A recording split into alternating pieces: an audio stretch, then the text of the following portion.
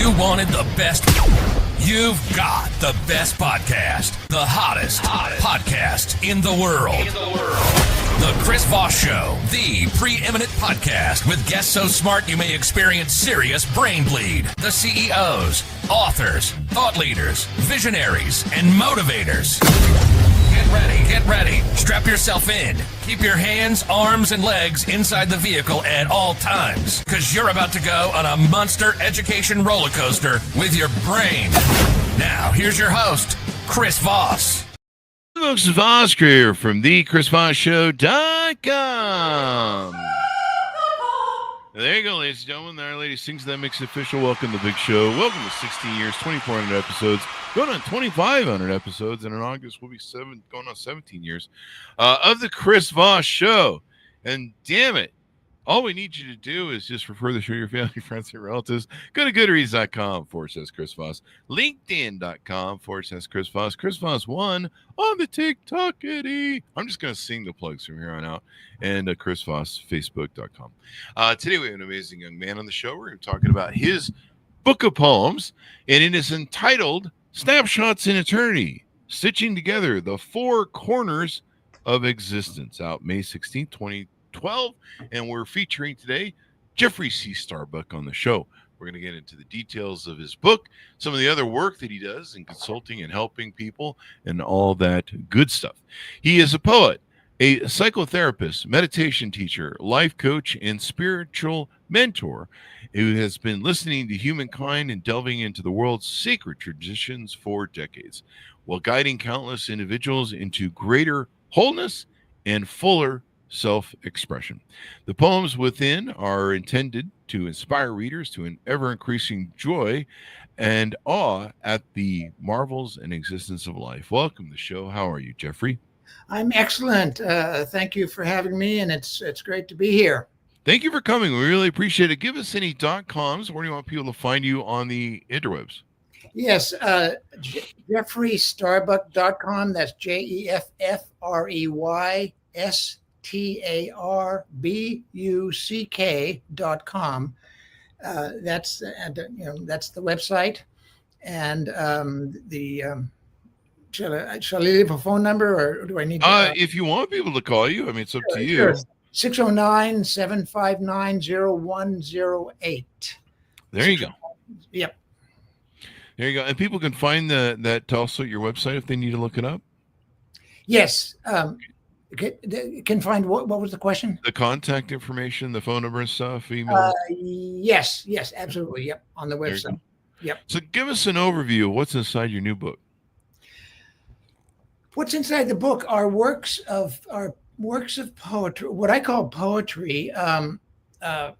It's not modern poetry. It's not really personal about me or behavioral. It's about existence. It's about being alive, and it's about one's mind, and it's about the world. And there's humor in it, and there's levity, and there's irreverence.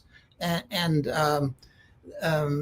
there's a book called Intellectual Property, which the second line of which is what's to your right on the next bar stool, God sits doubled over in laughter, and it goes on from there. So that's but it's serious. It's not a joke as such, but it's very important to learn to take yourself lightly and to not take oneself too seriously in life. That is true. You gotta have some. You gotta laugh. You gotta. I mean, we human beings are funny people, when it really comes down to it. Yes. I mean, even a lot of times we can look back at tragedy and find something to find a silver lining of it. Hope springs eternal. And I think laughter and being positive helps you find that hope. And, because otherwise it would just be ugly. We'd just be like, we crawl up in a ball in the fetal position, which is what I do every Friday. So there you go. So what was the title of your book's kind of interesting. Snapshots in Eternity, Stitching Together the Four Corners of Existence. What is that based on? What does that mean to you? Or what do you think it should mean to readers? Well, snapshots in eternity, that was suggested to me ages ago by somebody who was listening to me talk, and I liked it. It really sort of stuck, and it conveys the idea of snapshots are little blurps, little flashes, little flashes of insight, snapshots in eternity. My thoughts are that we live in eternity, and eternity isn't necessarily something. Eternity is the present moment, and that's where we spend our lives, in the present. Yeah. We think about a past and a future, and it is true, but it's always now. And then stitching together the four corners of existence was an attempt to convey the idea of bringing together any all of creation. Is kind of ambitious maybe, but the four corners of existence. So to me it's a spacious and expansive and inclusive type. That's and subtitle. That's what the attempt is. There you go. You covered all the bases basically. Yeah. Everything's in there in the kitchen sink. Right. There you go. And so was this your first book? It was. Mm-hmm. Yes. Is there any other books that people should be looking for? There aren't as of yet. There will be some more, but this is the first and the most recent. So for aspiring writers, what was your journey in writing the book and becoming a writer? When did you kind of had that epiphany moment where you're like, oh, I think I should write some books? Were you always writing? And then what was finally the epitomis of bringing this book to publish? Well, I was always I was always writing. I get what are called downloads. I get bursts of where I have to sometimes I grab a pen if I have it, and I take dictation as rapidly as I can and try to get, because it's like a burst of inspiration. Yeah.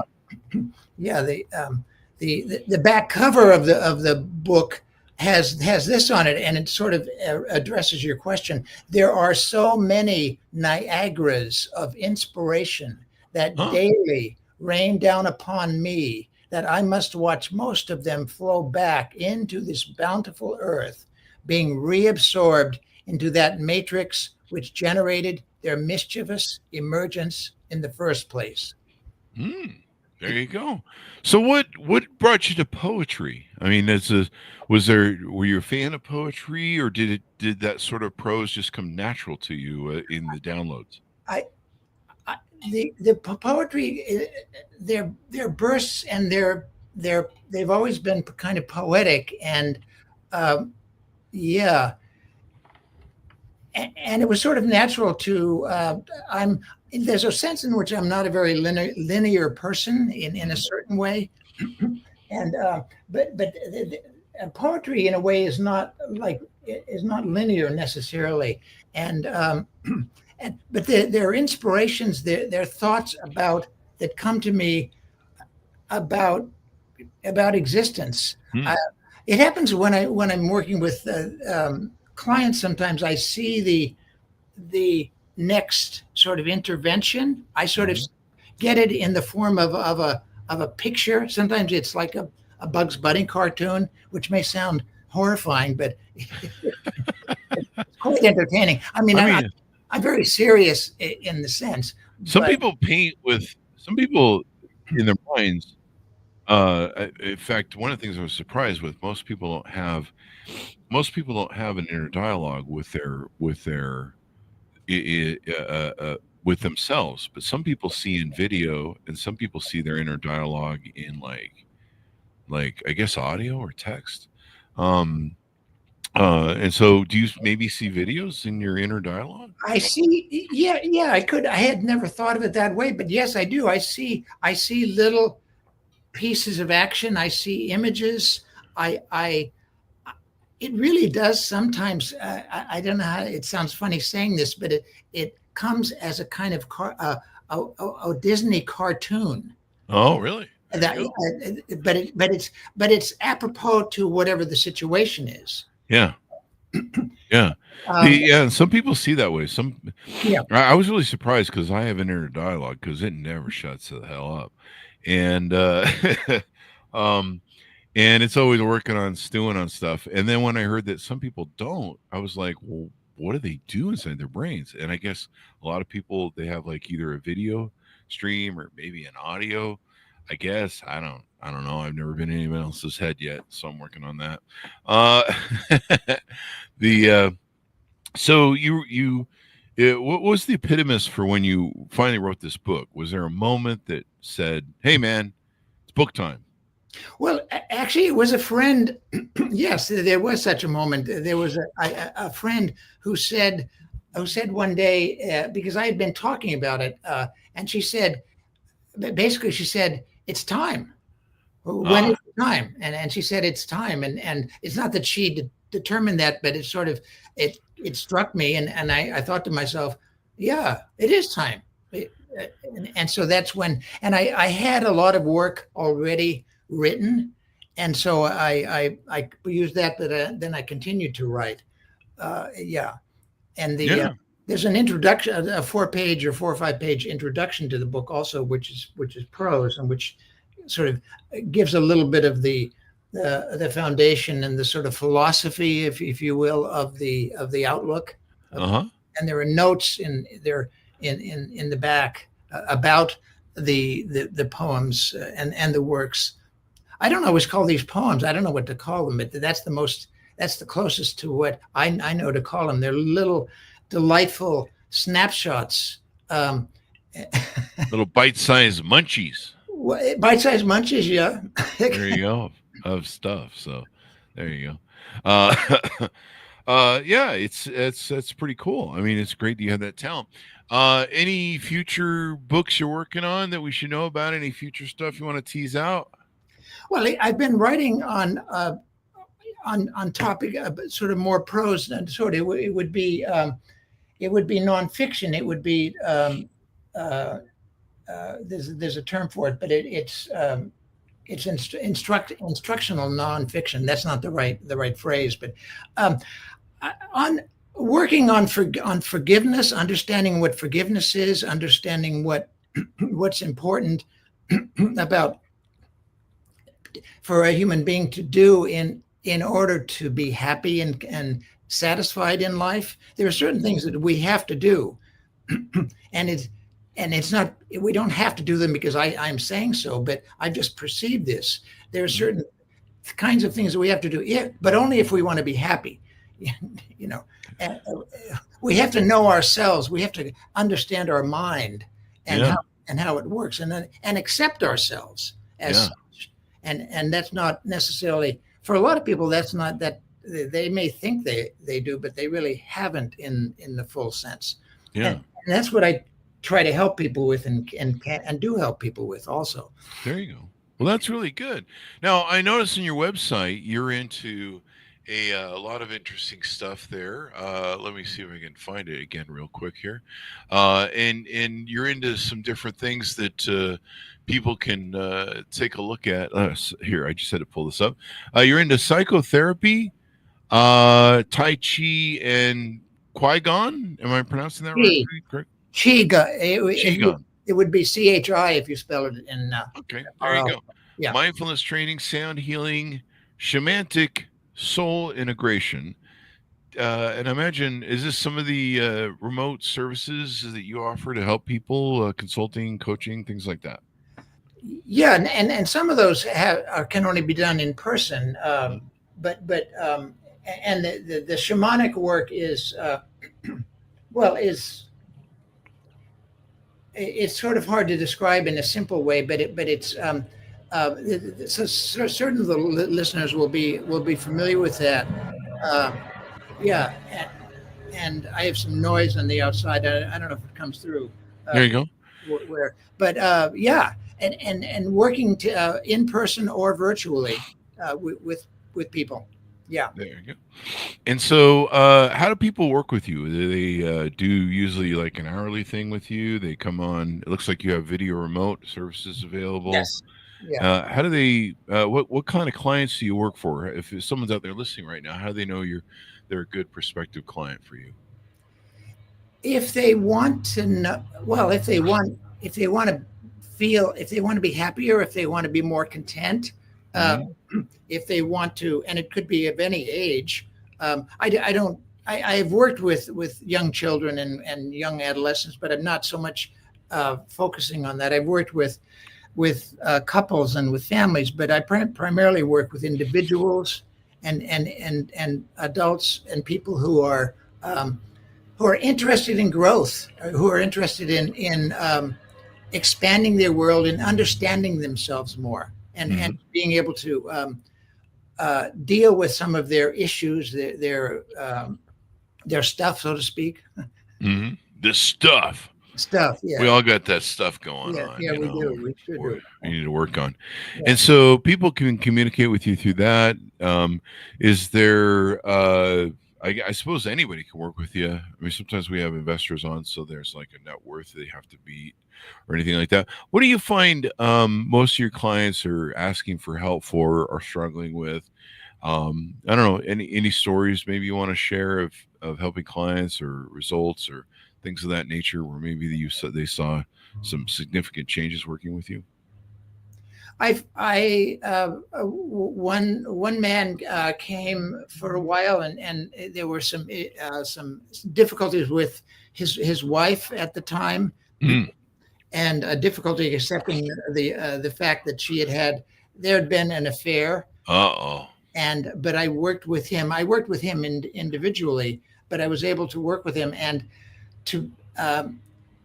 I worked with him on various things, but it included because it appeared from what his description that his partner was still and was committed sufficiently. So I worked with him on his own anger and on being able to understand that and transform it, because if he didn't understand and transform his anger, it could have sort of destroyed the relationship. But I was successful in that.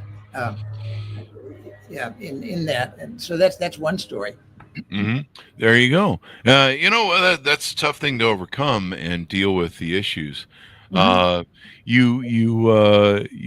are working right now to it looks like a 13-month course to expand into OCD, depression, chronic medicalisms, trauma, alcoholism, or that's what I like to call Saturday nights around this house. It's a cocktail of fun, folks. There you go. But no, these are things that a lot of people definitely need help with. Trauma, especially childhood trauma. Yeah, I see so much unresolved childhood trauma in my world. It's just insane. So that should be good. We all have to deal with trauma. We all have to deal with trauma, and we have to understand it because there's more serious trauma like being on a battlefield, or seeing somebody murdered. That's super trauma. But everybody has, to some extent, ways that we have been traumatized during our life, and we need to come to terms with that and to understand it and to accept it, and as we proceed, as we go along.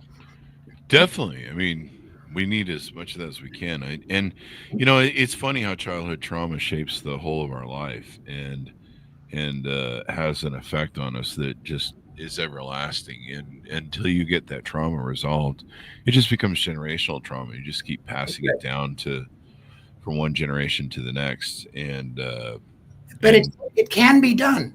Yeah. People do heal from it, and you have to be willing and able to work on it, and to apply yourself to it. But it can be done. I want to add that message of hope, because it's and many people do it. Anybody who really applies themselves and to it can do it. Yeah. You just have to do the work. That's right. As they like to say. And that's what I help people with, doing the work. There you go. What else do we want to cover here that I wanted to ask you in my notes? Um, you talk about the shape poems. What does that mean? The shape poems.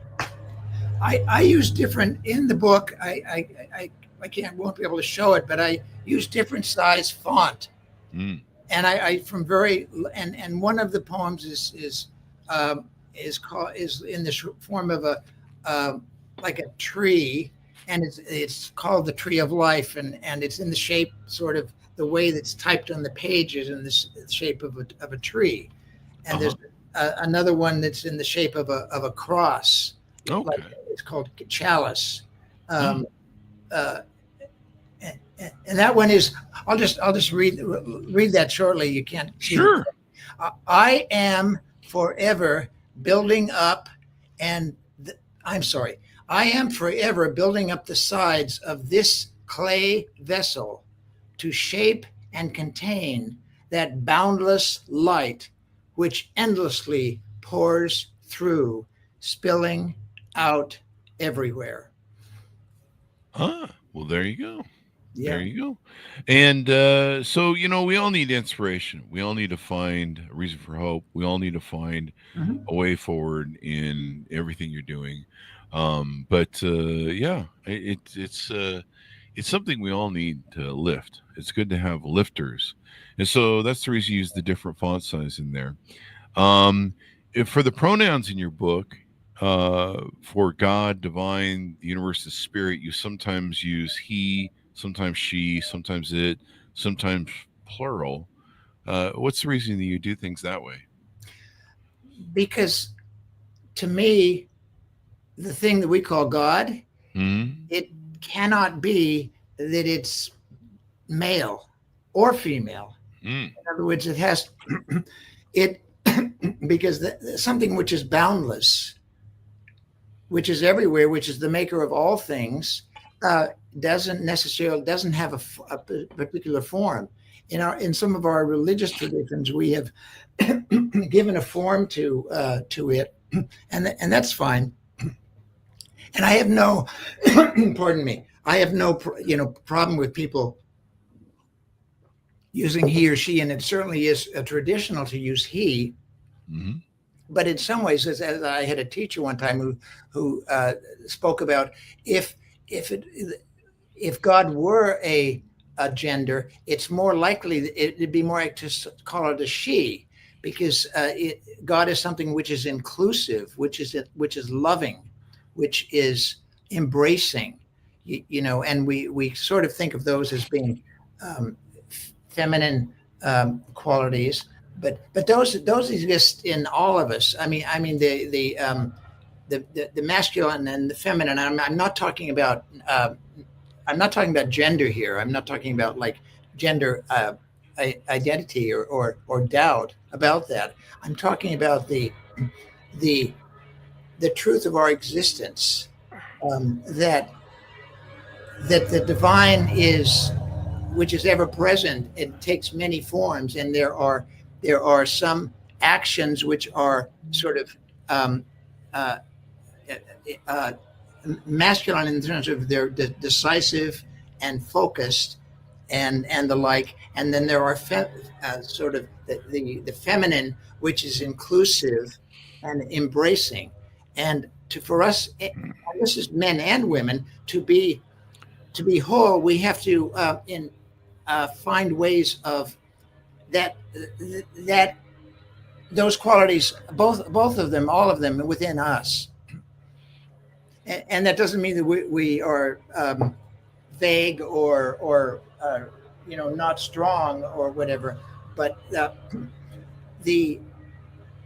we are actually a resonance, a spectrum of beliefs and of behaviors and of thoughts.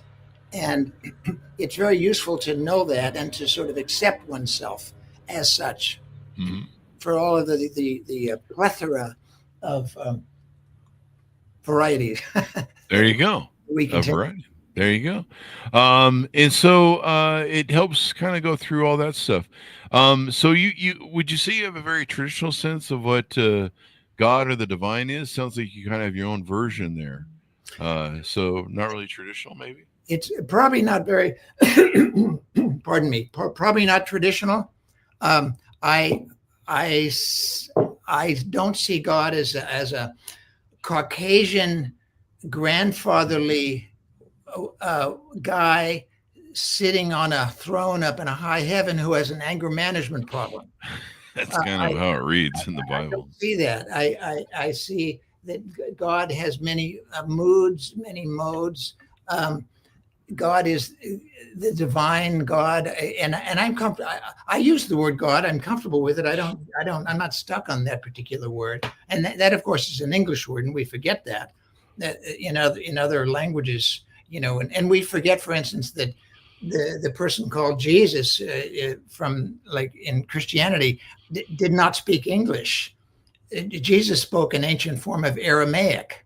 And it's very, very interesting to hear the Lord's Prayer, for instance, to refer to a Christian thing, in ancient Aramaic. The feel of it is much different. And of course, people can Google that and look it up. And we get stuck on language. Human beings get stuck on language. We fight wars over what to call something. Yeah.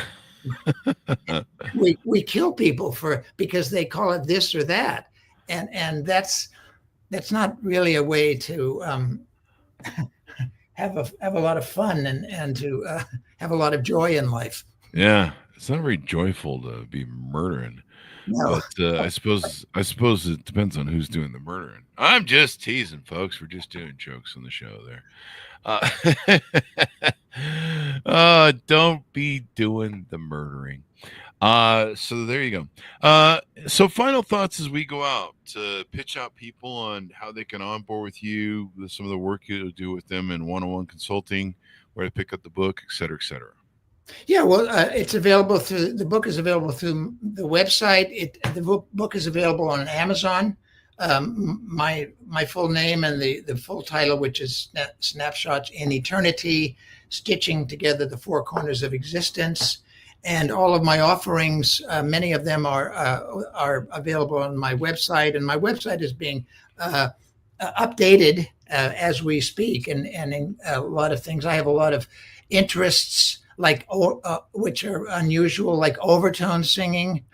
And what is overtone singing? Overtone singing is when you create two sounds with one bass note. Huh. The examples of it are in Tibetan Buddhist monks chanting, use it, but also in Mongolian humi singing, where you I would demonstrate it, but I don't know if well, actually, let me give it a shot. My throat isn't really in shape right now.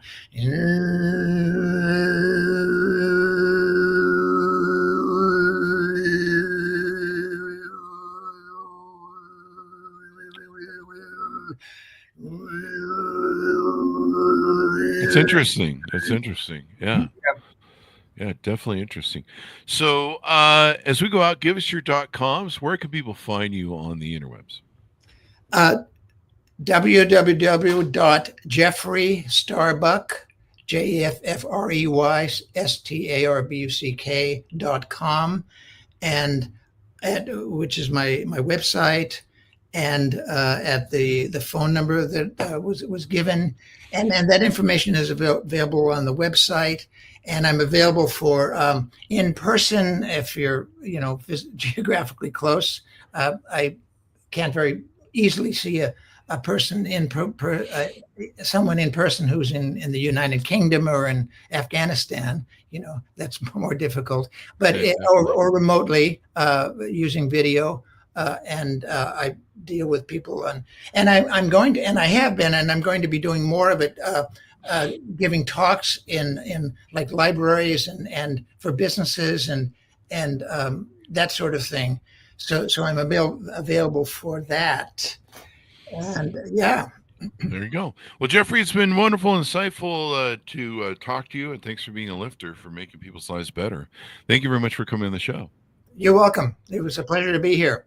Thank you. And thanks, Arnold, for tuning in. Go to goodreads.com/Chris Voss, LinkedIn.com/Chris Voss, Chris Voss 1, the TikTokity, and all those crazy places on the internet. Be good to each other. Stay safe. We'll see you next time.